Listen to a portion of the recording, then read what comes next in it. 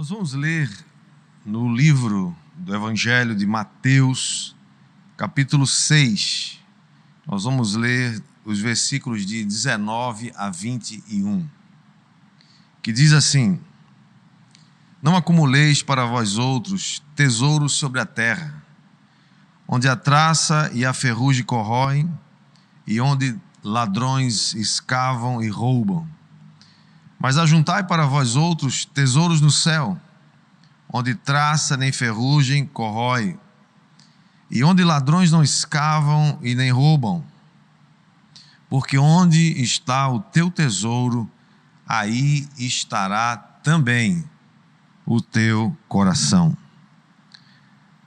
O tema da nossa mensagem de hoje é ajuntando tesouros no céu.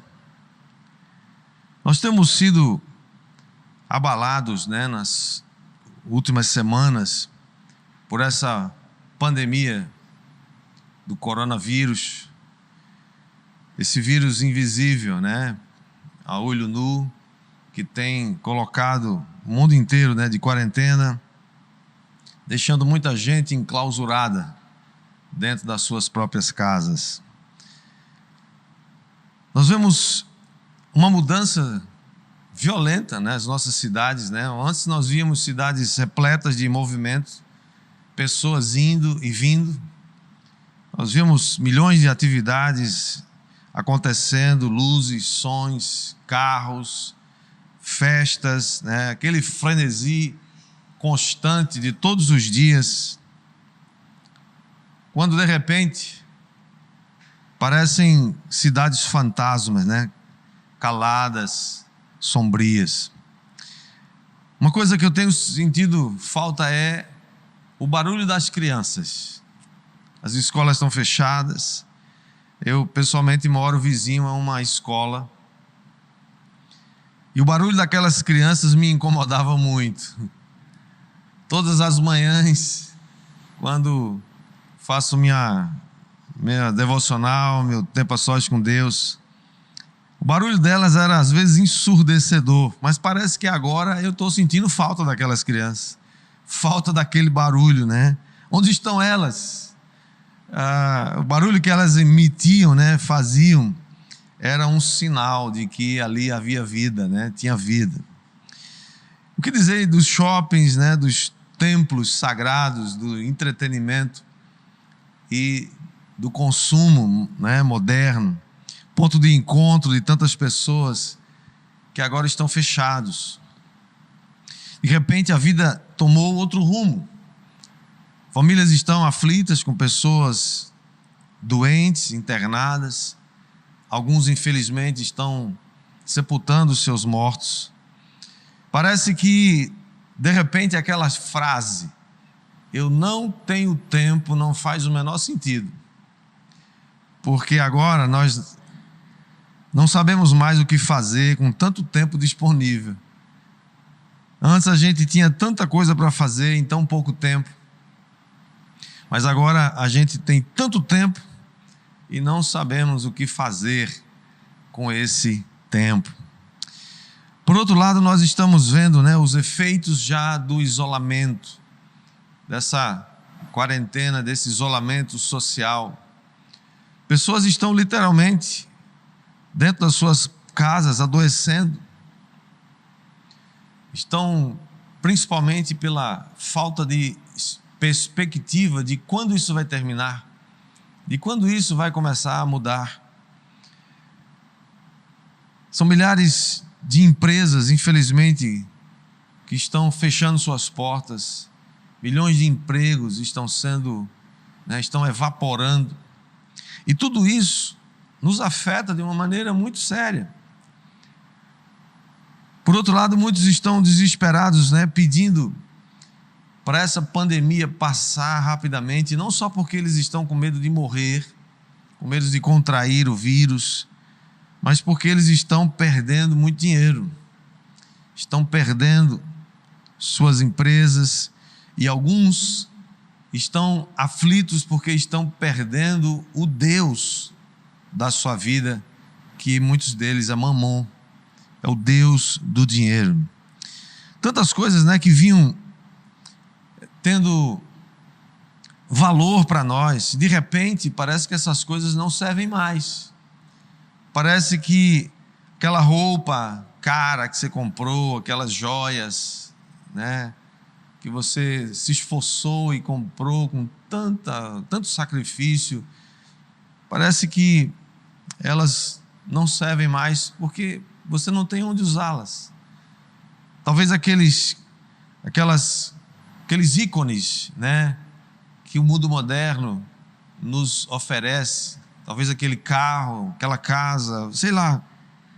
Quando isso tudo acontece, não faz mais sentido, né, tanto trabalho, não faz mais sentido aquela correria que muitas pessoas viviam antes, aquele ativismo, né? Nessa quarentena muitos de nós está descobrindo, né, que viviam literalmente correndo atrás do vento e servindo a um Deus falso. Note que no texto que nós lemos há pouco, Jesus não diz que nós não devemos ajuntar tesouros. Ele diz que nós não devemos fazer isso aqui, nessa terra. Jesus diz que é insensato acumular riquezas e bens aqui na terra, pois aqui as traças, né, corroem, a ferrugem ataca e os ladrões podem roubar. A Bíblia nos adverte quanto ao perigo de servir às riquezas. O texto de Mateus 6, 24 diz, Jesus prosseguindo no Sermão da Montanha, ele diz: vocês não podem servir a dois senhores, porque ou há de aborrecer a um e amar o outro, ou se devotará a um e desprezará o outro. E ele completa o texto dizendo: não podeis servir a Deus e às riquezas. As riquezas aqui são chamadas de Senhor, porque elas nos dão uma falsa sensação de poder. Essa palavra servir a Deus ou as riquezas pode ser aqui traduzida ou entendida como adoração. Poderíamos dizer que Jesus estava dizendo assim: vocês não podem adorar a Deus e continuar adorando as riquezas. O maior representante, portanto, dessas riquezas é o dinheiro. E você deve lidar com ele, nós temos que lidar com ele. Mas nós não podemos amar o dinheiro. Ou você adora a Deus, ou você adora as riquezas. Você descobre quem você adora verificando naquilo que você gasta o seu dinheiro. No que você gasta seu dinheiro?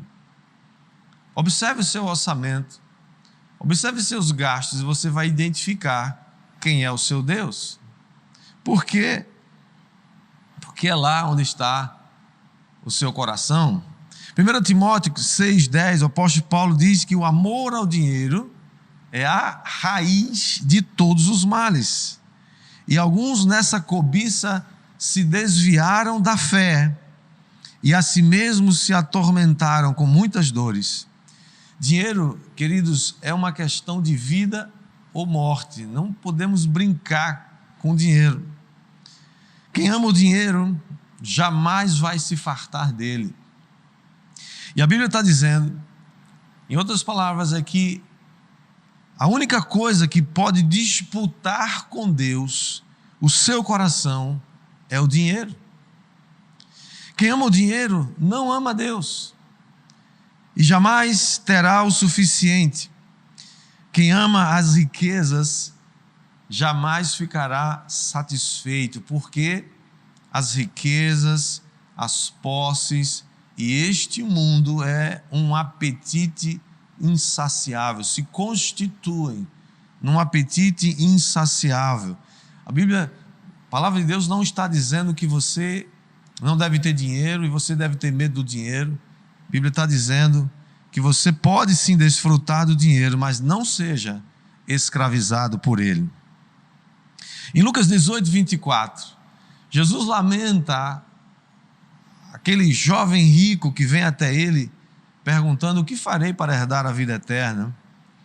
E Jesus, vendo que ele confiava, ele estava apegado às suas propriedades, como um Deus, diz para ele: vai, vende tudo que você tem, dá aos pobres e vem e terás um tesouro no céu. Jesus não estava dizendo que ele não podia ter propriedades. Jesus identificou qual era o Deus daquele homem. Ele adorava o Deus chamado dinheiro, chamado bens.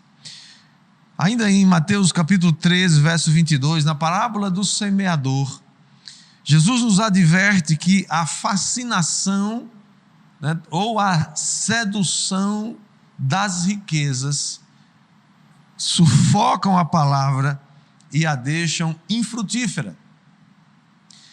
Quem vive fascinado pelas riquezas, lutando para ter riquezas, fazendo o seu projeto de vida em cima de adquirir mais riquezas, significa que isso vai sufocar a semente que é plantada, que é semeada no coração daquele homem, daquela pessoa, e deixa então a palavra de Deus infrutífera. O apóstolo Paulo, ainda nos ensinando a respeito desse assunto, em 1 Timóteo capítulo 6, verso 17, ele não condena os ricos, mas ele adverte, exorta os ricos, dizendo a Timóteo, seu filho na fé: exorta aos ricos do presente século que não sejam orgulhosos, nem depositem a sua esperança na instabilidade da riqueza, mas em Deus, que tudo nos proporciona ricamente para nosso aprazimento. Todas essas advertências que nós acabamos de ver: não ama o dinheiro, não confie na instabilidade das riquezas, cuidado com a sedução das riquezas, porque ela sufoca a palavra e deixa a palavra infrutífera. Não deposite sua esperança na instabilidade da riqueza, mas em Deus, que tudo nos proporciona ricamente, significa que você deve ter cuidado. Cuidado para as riquezas, os bens e o dinheiro não se tornar um laço na sua vida, não se tornar um Deus na sua vida. Então, algumas pessoas perguntam, aliás, já me perguntaram isso algumas vezes: mas, pastor, Deus é contra então o dinheiro? Deus é contra as riquezas? Deus considera que a pobreza, por exemplo, é uma virtude? O que a Bíblia diz sobre isso? A Bíblia diz algumas coisas muito interessantes a respeito de como a gente deve se relacionar com o dinheiro e as riquezas. Deuteronômio 8,18 diz que Deus é aquele que nos dá força para adquirir riquezas. Ele diz: antes te lembrarás do Senhor teu Deus, porque é Ele o que te dá força para adquirires riquezas, para confirmar a sua aliança que sob juramento prometeu a teus pais, como hoje se vê. Eclesiastes 5,19 diz: quanto ao homem a quem Deus conferiu riquezas e bens, não foi o diabo que deu, mas Deus conferiu riquezas e bens, e lhe deu poder para delas comer e receber a sua porção e gozar do seu trabalho. Isto é dom de Deus. É uma bênção quando Deus dá. Isaías 45,13 ainda nos fala sobre isso e diz assim: dar-te-ei os tesouros escondidos e as riquezas encobertas, para que saibas que eu sou o Senhor, o Deus de Israel, que te chama pelo teu nome. O Senhor estava falando a respeito de Ciro, o persa, que Deus ia abençoá-lo, para que ele fosse uma bênção para a nação de Israel e para que todos soubessem que ele, Deus, o Deus de Israel, era o Deus de toda a terra. Então a pergunta que a gente faz, depois dessa introdução, é: se o nosso tema é ajuntando tesouros no céu, como nós podemos ajuntar tesouros no céu? Como nós podemos lidar com essa questão, com essa situação. Como nós podemos lidar com os bens, com as riquezas, com o dinheiro, sem nos corromper, sem sermos dominados ou escravizados por ele. Como nós podemos servir a Deus com os nossos bens e os nossos tesouros. Quando a gente fala de tesouro, estamos falando daquilo que atrai, né, a nossa atenção. É aquilo que você valoriza. Jesus nos adverte dizendo, olha, tem muita coisa aqui na terra que você pode ser atraído, que vai chamar a sua atenção, mas pense nas coisas de Deus, pense nas coisas do alto, pense nas coisas do céu e ajunte lá. Lá é um lugar seguro. Eu queria dar para você apenas 3 maneiras práticas de que você pode ajuntar tesouros no céu. A gente não tem como mandar, né, para lá, né, não tem um correio para lá assim, né, para levar as encomendas, mas existe sim, a palavra de Deus nos ensina que existem algumas maneiras práticas de você ajuntar tesouros no céu. A primeira delas, a Bíblia fala muito claramente, é dar esmolas.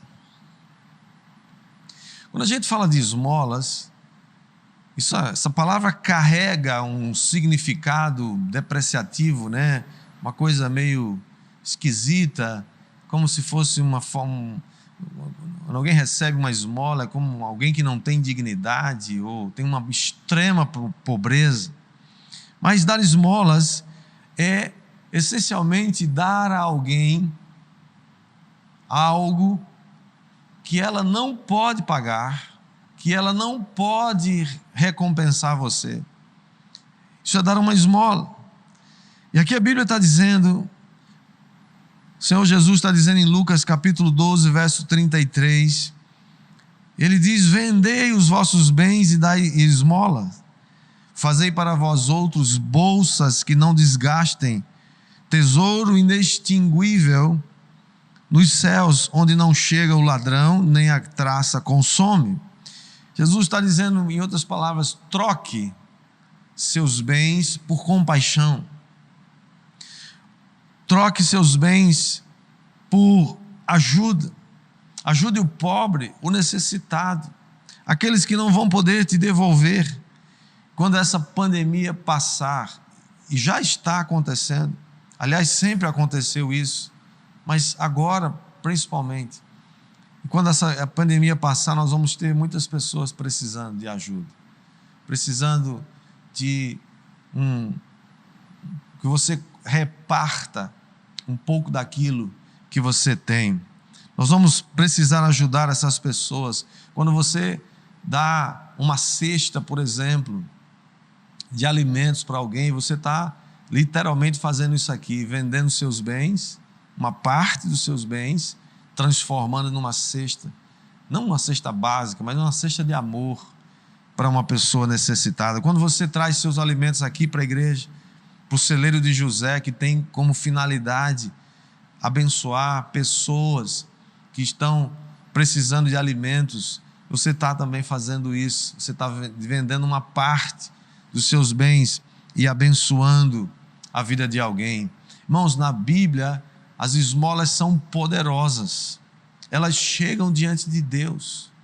Lá em Atos capítulo 10, verso 4, diz que um anjo de Deus se apresenta diante de Cornélio, que orava todos os dias, que jejuava, mas o anjo diz assim para ele, as tuas orações e as tuas esmolas subiram até diante de Deus para a memória. Ou seja, Deus está vendo, Deus está anotando aquilo que nós fazemos, aquilo que nós abençoamos, e aqui não tem o nome de ninguém, quem foram as pessoas beneficiadas, não precisa. O fato é que essa é uma primeira maneira. Você quer juntar tesouros no céu, então venda uma parte dos seus bens. Não está dizendo aqui venda tudo e fique pobre, não. Está dizendo assim, olha, troca uma parte daquilo que você tem e abençoa alguém. Esmolas não é uma coisa sem dignidade. Esmolas é uma oferta, é você repartir um pouco daquilo que você tem. Mas uma segunda maneira de você também ajuntar tesouros no céu é honrar ao Senhor com os seus bens e com as suas primícias. Irmãos, esse assunto, bens, riquezas, primícias, dinheiro, isso é um assunto altamente espiritual. E se você não lidar com isso dessa maneira, você pode facilmente ser enganado pelo Deus Mamon, que vai exigir de você adoração. Provérbios 3, verso 9 e 10 diz assim: honra ao Senhor com os teus bens e com as primícias de toda a tua renda, e se encherão fartamente os teus celeiros e transbordarão de vinho os teus lagares. Irmãos, primícias é a primeira parte, é o que vem logo, é o que vem primeiro. E eu quero dar um exemplo para você muito claro a respeito de primícias, para você entender, você nunca mais vai esquecer isso. Quando Josué atravessa o rio Jordão, e por ordem do Senhor ele começa a conquistar a terra de Canaã, a terra da promessa, que havia sido dada lá a Abraão, ele começa a conquistar a terra pela cidade de Jericó. Jericó é a primeira cidade que ele vai conquistar, que ele vai ter que lutar.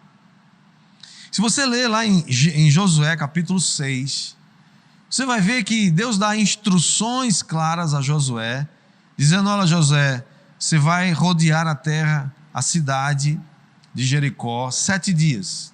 Todo dia você dá uma volta e volta para o arraial e fica lá. No outro dia, de manhã cedo, dá uma volta, ok. No 7º dia, você vai dar 7 voltas, e na 7ª vez vocês vão gritar e os muros vão cair. E aí vocês entram na cidade e conquistam. E assim eles fazem. Mas o detalhe está no versículo 18 do capítulo 6 de Josué, quando Deus diz assim: mas ninguém poderá tocar em nada da cidade. Tudo foi condenado, exceto o ouro, a prata, os utensílios de ferro e de bronze. Estes seriam consagrados ao Senhor e iriam para o tesouro. E o que acontece? Você deve conhecer a história. E você sabe que um rapaz chamado Acã faz, da tribo de Judá, ele pega para si, desobedecendo a orientação, e ele cobiça e pega uma capa babilônica, ele pega 200 ciclos de prata e uma barra de ouro, e ele esconde na sua tenda. Ninguém fica sabendo, todo mundo conquista Jericó, está todo mundo feliz, volta para o arraial, e agora vão conquistar a segunda cidade, chamada Ai. E aí eles vão com o exército e lá eles são derrotados. Josué então vai para o Senhor e fala assim: como é que pode? O Senhor prometeu que ia dar vitória a gente, como é que agora nós fomos derrotados diante desses guerreiros aqui da cidade de Ai? E Deus então fala: olha, Israel pecou. Eles pegaram das coisas sagradas, eles pegaram das primícias. E a história você pode ler nesse capítulo 6, eu estou só resumindo. Por causa disso, Acã foi identificado, e não só Acã, mas infelizmente toda a sua família e todos os seus bens, incluindo seus animais, foram destruídos. Por quê? Porque Acã desobedeceu ao Senhor. E por que Deus foi tão severo com isso? Por uma simples razão: Jericó era as primícias da terra prometida, a primeira cidade. Sabe, irmãos, tem muita gente hoje comendo suas primícias, tem muita gente trocando suas primícias por roupas, por carros, por viagens, e simplesmente por uma vida desprovida de consciência. As primícias são os primeiros frutos. As primícias não somente são a primeira parte dos seus rendimentos, mas é o primeiro de tudo. Deveria ser o primeiro momento na sua vida, no seu dia. Sua primeira hora do dia deveria ser primícias para o Senhor. Sua primeira hora separada para estar junto com o Senhor. Nós separamos o primeiro dia da semana. Nós nos encontramos nos outros dias, mas principalmente no domingo, que é o primeiro dia da semana, nós separamos para estar juntos. Estamos agora separados, fisicamente, mas vamos já voltar de novo, em nome de Jesus. Portanto, se você quer ajuntar tesouros no céu, seja fiel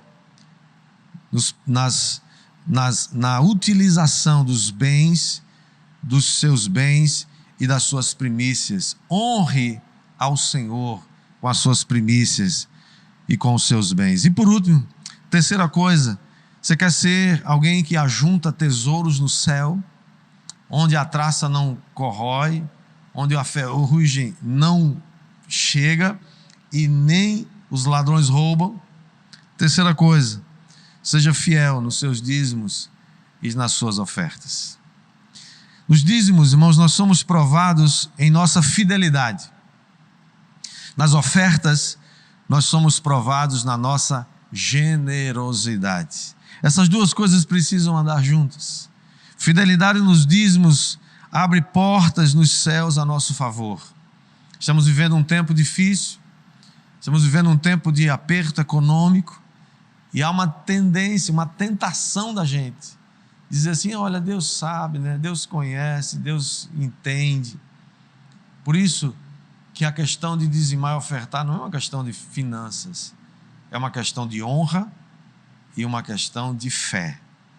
Você honra a Deus com seus bens, suas primícias, mas você também aplica fé. Fé no que a palavra de Deus diz.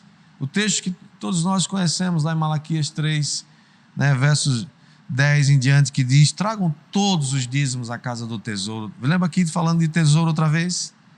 Tragam os dízimos à casa do tesouro para que haja mantimento na minha casa. E provai-me nisso. Irmãos, toda vez que leio esse texto, eu não posso deixar de lembrar. É o único lugar na Bíblia que Deus te autoriza a prová-lo. Tem muitos que não acreditam. Tem muitos que falam: pastor, esse é texto do Antigo Testamento. No Novo Testamento a gente não fala mais nisso. Ok, cada um faz a sua escolha e acredita no que quer. Eu quero dizer a você: aplique fé, faça prova com Deus. Ele está dizendo: provai-me nisso, diz o Senhor dos Exércitos, se eu não vos abrir as janelas do céu e não derramar sobre vós bênção sem medida. Ou seja, a fidelidade nos dízimos abre janelas do céu, e o Senhor está dizendo ainda que por nossa causa Ele vai repreender o devorador para que não nos consuma o fruto da terra. A nossa vida no campo não será estéril, diz o Senhor, e todas as nações vos chamarão felizes, porque vós sereis uma terra deleitosa, diz o Senhor dos Exércitos. Generosidade, irmãos, fala de semeadura. Você colhe, a sua colheita é diretamente proporcional à sua semeadura. Então, se você quer semear, se você quer entender como é que Deus trabalha, entenda que fidelidade nos dízimos e nas ofertas prova você na fidelidade e na generosidade. E a generosidade tem como resultado uma consequência que ela volta para você. Provérbios 22:9 diz que o generoso será abençoado, porque dá do seu pão ao pobre. Provérbios ainda 19:17 diz: quem se compadece do pobre ao Senhor empresta, e este lhe paga o seu benefício. E ainda Provérbios 11:25 diz: a alma generosa prosperará, e quem dar a beber será descedentado. Quando Jesus fala sobre isso, irmão, sobre generosidade, ele diz em Lucas 6:38: dai e dar-se-vos-á, boa medida, recalcada, sacudida, transbordante, generosamente vos darão. É uma semente que volta para você. É uma lei de Deus. E diz mais: porque com a medida com que vocês tiverem medido, vos medirão também. Você quer ajuntar tesouros no céu num tempo desse? É possível? Sim. 3 maneiras para você ajuntar tesouros no céu.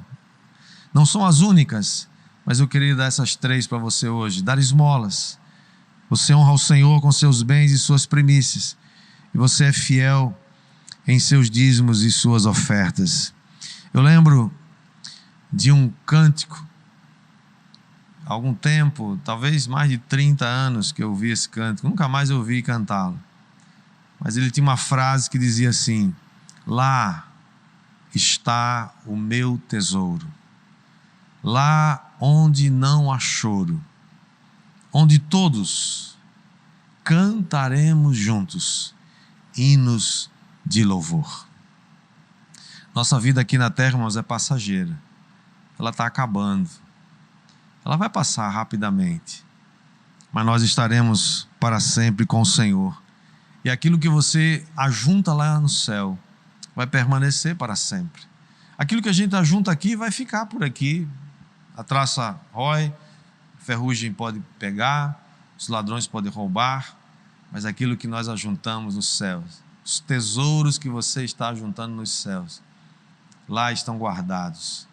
E nós teremos uma grande recompensa por causa da nossa fidelidade, da nossa generosidade. Esse é um tempo da gente praticar isso. Esse é um tempo da gente repartir o que temos com os nossos irmãos, com aqueles necessitados. É um tempo de colocar fé na palavra de Deus. E eu gostaria de orar com você e pedir que essa bênção, esse entendimento, essa sabedoria, essa compreensão da palavra de Deus chegue até você. E você possa praticar e ajuntar tesouros nos céus. Vamos orar agora.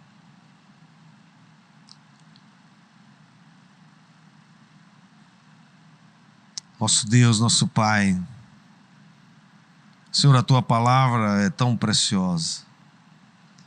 Senhor, ela é um GPS, ela é um guia.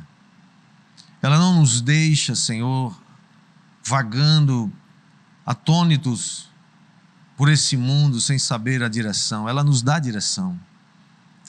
E nessa noite, Pai, eu quero te agradecer, porque a revelação da Tua palavra, Senhor, chegou até nós. Nós queremos sim, Pai, de verdade, ajuntar tesouros nos céus. Nós não queremos, Pai, continuar guardando tesouros aqui na terra, correndo atrás do vento. Esse tempo de parada, Senhor, tem nos ajudado a refletir sobre isso, sobre o que realmente tem valor. Não nos deixa, Senhor, nos perder no meio dessa pandemia.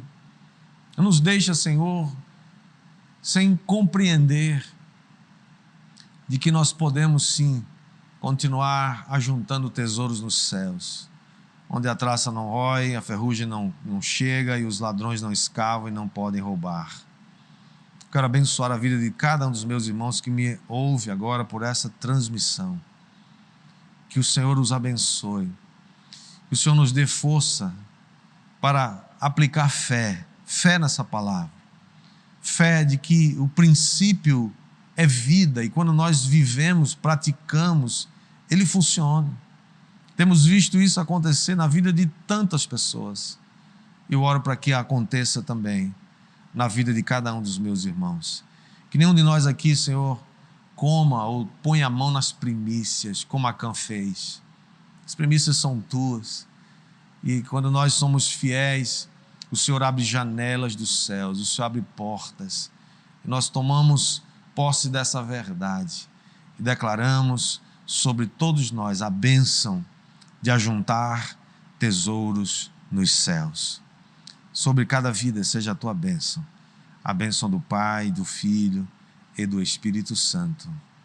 Amém e amém. Meus queridos, que alegria, que prazer poder estar com vocês em mais uma transmissão. Espero que essa mensagem, esse culto, você tenha participado e você tenha sido abençoado. Minha oração é que Deus o abençoe nessa semana que se inicia, que o Senhor te guarde, te cubra, guarde de todo o mal, guarde do vírus, mas te guarde do vírus do pecado também, que é muito mais perigoso. Que guarde do vírus de ser dominado por Mamon, pelo Deus desse século. Que a bênção do Senhor te acompanhe, que o Senhor te leve por um caminho alto, seguro, escondido em Deus essa semana, e que as bênçãos do Todo-Poderoso sejam derramadas abundantemente sobre você, sobre a sua casa, sobre sua família. Participe de uma das nossas células essa semana. Ainda estamos fazendo nossos encontros online, né? Participe das nossas lives e também das nossas transmissões. Esperamos em Deus que em breve nós estaremos juntos mais uma vez, e aí nos veremos face a face. E vai ser dias muito preciosos, dias de muita comunhão e de louvor a Deus. Recebamos todos a bênção dos apóstolos. E que a graça do Senhor Jesus, o amor de Deus, o nosso Pai Celestial, a comunhão e as consolações do divino, doce Espírito Santo sejam derramadas sobre todos nós, sobre toda a igreja de Cristo, espalhada em toda a face da terra, hoje e para todos sempre. Amém e amém.